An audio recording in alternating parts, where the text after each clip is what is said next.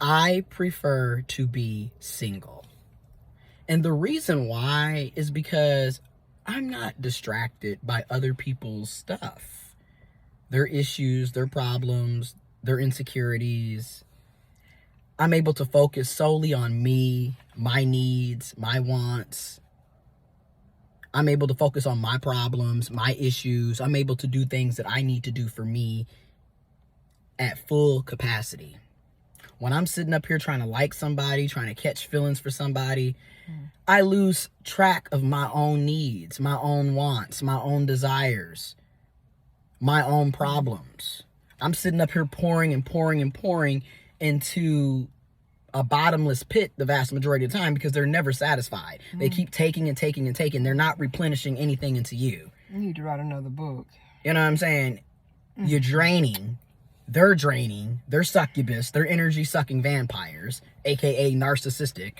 That's what they are a lot of times. And or emotionally unavailable, dismissive, avoidant attachment styles. They have issues, right? We all have issues. You can't keep using your trauma as a justification to do other people dirty. Because that's what a lot of people do. Oh, my childhood was so bad. My mom didn't do this. My dad didn't do this. Oh, I was molested. Oh, well, I was beat up. Oh, I was made fun of. Okay, this is very true. And it shouldn't have happened. It should have never occurred. It was wrong. And what are we going to do about it?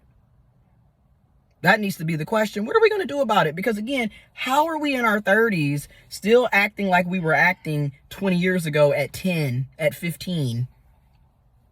You're too old to still be using your childhood trauma as a crutch.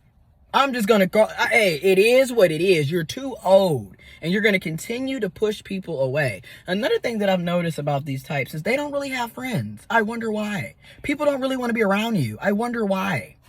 Because eventually people are going to catch on to how you are as a person. And they're going to see it for themselves.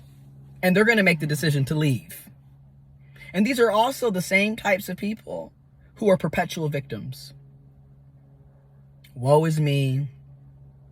It's always a trauma saga story every day. And they tell you about all the bad things that they've experienced with different people and situations in their life. And again, the common denominator here is them. But of course, it's always somebody else doing something to them. Keep that in mind. And that also includes me. That also includes you. We, including myself, we all have to start taking accountability for the situations that we put ourselves in. And we also have to take accountability for how we react, how we respond, for our own behaviors. Because again, it's up to you to make the changes to better yourself. So again, I enjoy being single because you know what? I can get sleep. I don't have to be sitting up having my sleep routine thrown off. I can spend money solely on me. I don't have to be sitting up here trying to figure out, oh, I got to pay for their meal. Or I got to pay for the date. I don't have to be sitting up here doing, oh, I got to text them, good morning, good night, what you doing, did you eat, blah, blah, blah. Meanwhile, have you checked in with yourself? Have you ate? And see, it wouldn't be such a problem if things were reciprocated, but a lot of times they're not. It's very one-sided. So I would much rather be in a relationship with myself so I can start loving on me, taking myself out to dates, putting myself on, as a priority, caring about myself. That's what I want to do. And that's what I'm going to do. And I'm not perfect. I got a long way to go. I'm very transparent about that. I mean, it is what it is. I am working on me. There you go. I am 2 weeks out on the celibacy trip. And honestly, I went and I did get me some new toys. But honestly, I feel good. Because I'm not draining myself anymore. And the amount of stuff that we're willing to put up with in these relationships, y'all. Or these situationships. Or these placeholder setups. Like, it's draining. And I'm learning more and more through therapy, through counseling, and through holding myself accountable and self-help books and videos and podcasts and audiobooks and what have you, and doing the almost like homework that they give you in therapy. Your needs matter.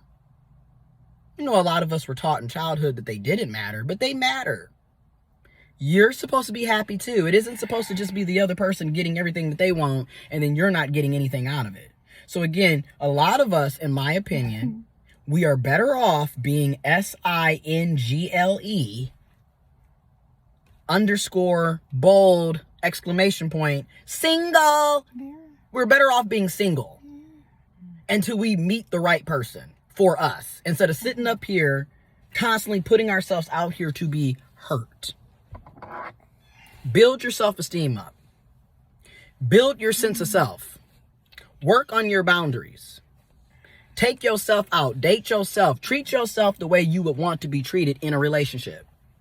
That way you can pretty much know off rip, this person is not for me because my needs aren't being met and I'm drained and I'm not happy.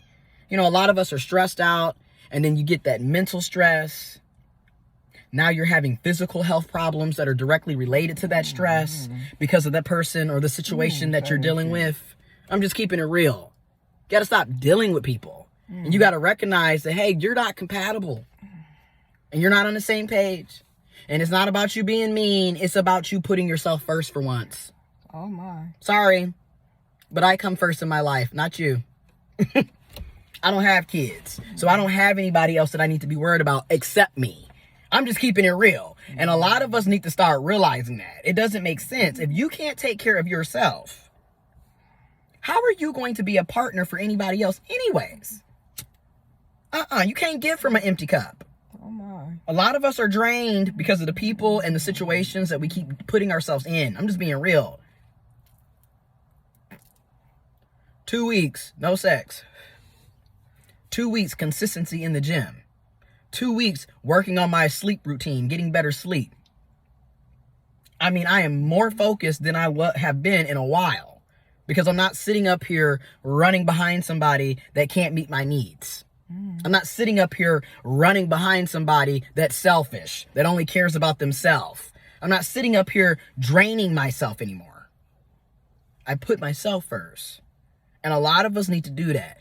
And I'm going to also say this, and I'm saying this to myself as well. I'm including myself too here. Stop worrying about the other person and start worrying about what you need to be doing. Your behaviors, your thought process, your actions.